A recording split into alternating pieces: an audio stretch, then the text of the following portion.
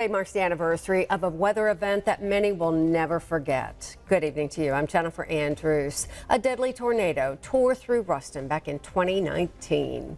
Well, the EF3 tornado caused a lot of damage throughout the city. Kendra Butler and her son were killed when it swept through overnight. 331 structures were damaged. The power grid was destroyed, and Lincoln Parish had more than 100 gas leaks.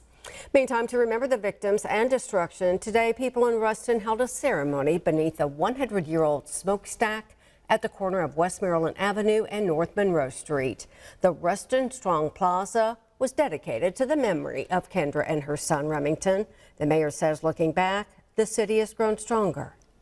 There's a silver lining in most storms, and we were able to redo some things, especially on the tech campus that needed to be redone. So today was just a day to reflect back, especially on the family that lost two loved ones, but also to recognize all the city workers, the volunteers who came out. I mean, we literally had city workers that I had to make go home at night at 11, 12 o'clock just to get a couple hours sleep.